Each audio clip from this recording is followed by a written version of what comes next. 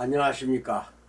저는 합동연합학술원 그리고 미국의 LA 소재하고 있는 퓨리턴 리폼드 유니버시티 건강학 박사 대학원 과정 아시아 지부를 맡아서 가르치고 있는 원장 김명중 박사입니다. 오늘은 질병 경험담입니다. 체험담이라고 해도 되겠네요. 질병 경험담 제 1부를 시작합니다. 건강학 박사 학위 과정을 가르치고 있는 입장에서 건강에 관한 모든 폭넓은 분야를 지도하고 있습니다. 항상 여러분들에게 제가 강조하고 싶은 것은 무슨 직업을 하든지 그 직업의 종류는 여러 가지가 있겠죠. 그러나 큰 돈 투자하지 않고도 건강학 박사 학위를 2년 8학기 과정을 거쳐서 학위를 수여할 수 있어요. 받을 수가 있다는 것입니다. 그래서 항상 문의 상담을 제가 기다리고 있습니다. 이 영상을 듣는 모든 유튜브 고객들은 건강학 박사 학위를 받고자 저에게 문의해 주시면 감사하겠습니다.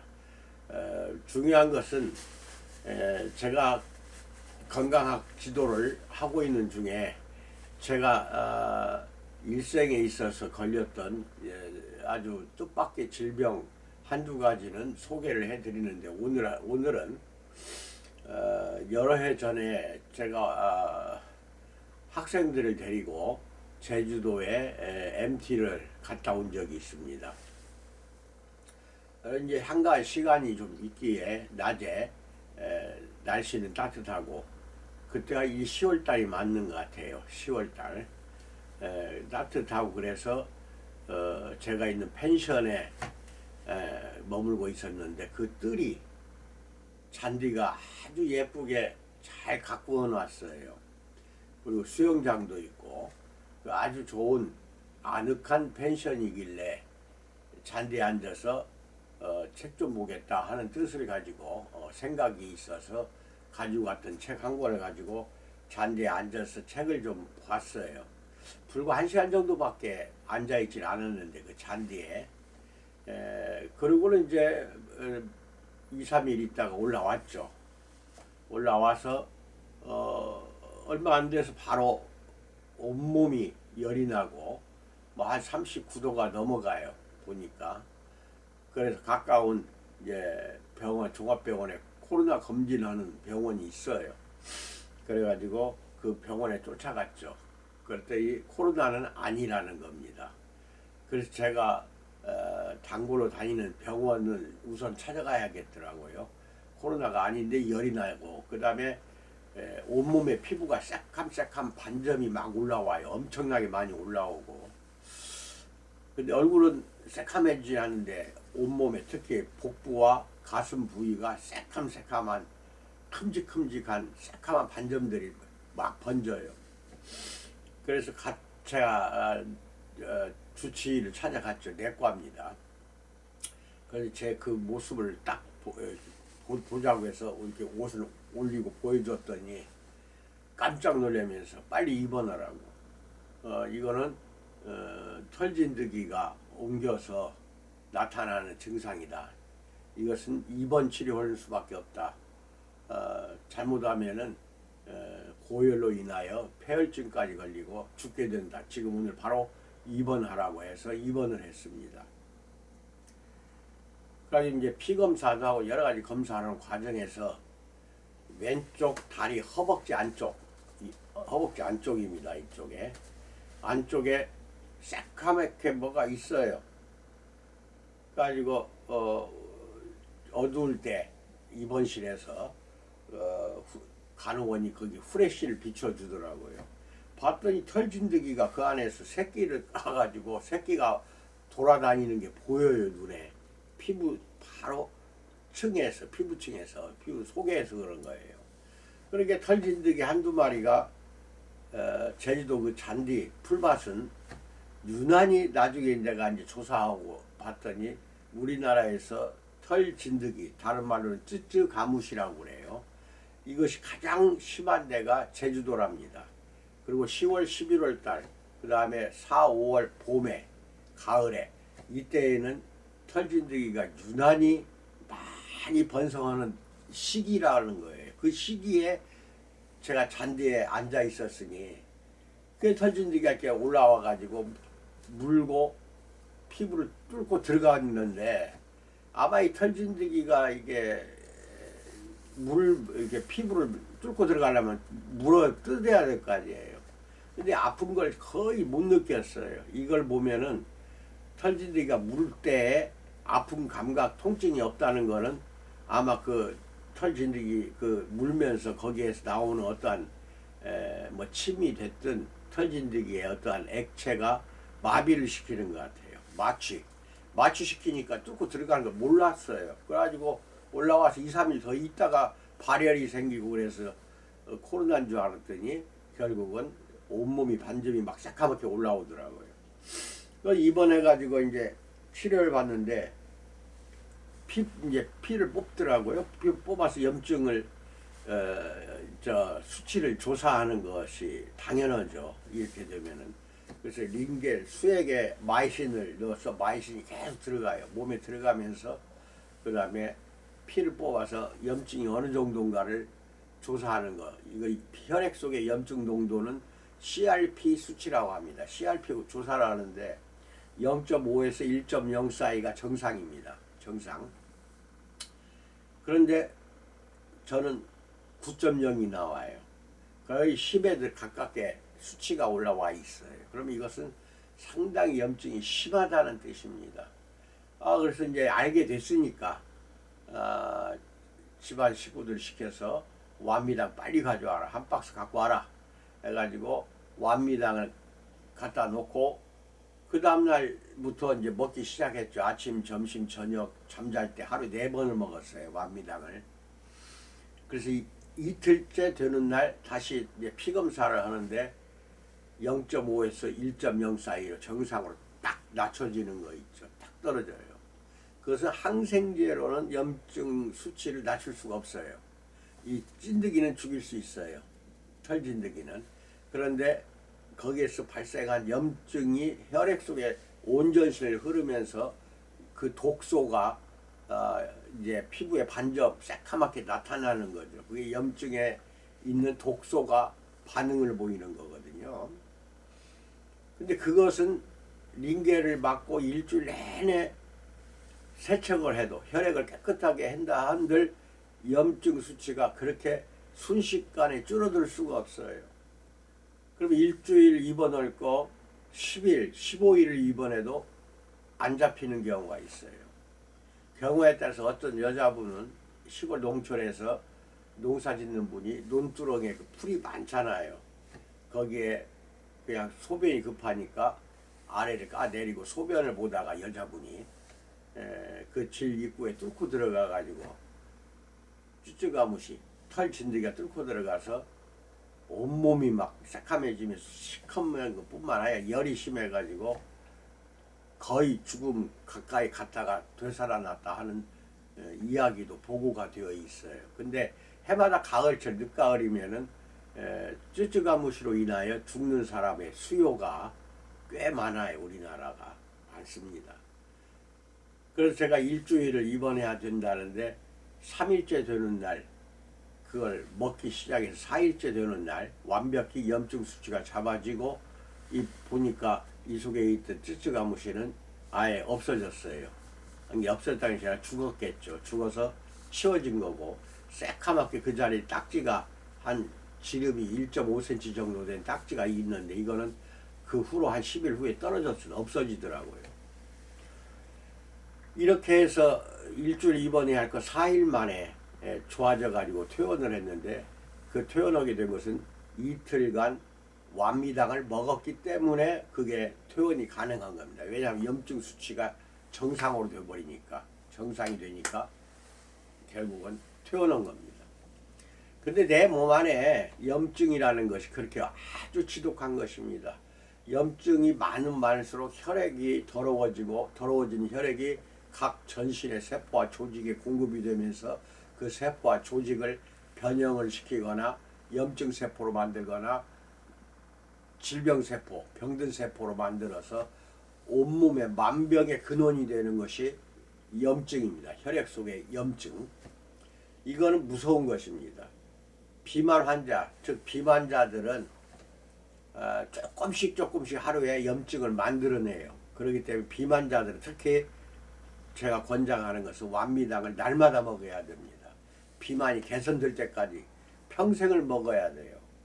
그럴 때 하루에 4번, 3번 이렇게 먹을 게 아니라 한 번이나 2번, 질병이 없을 때에는 하루에 2번 정도 먹는 게 좋고, 내 몸에 질병이 많다 하면은 3번 내지 4번 그렇게 먹도록 합니다.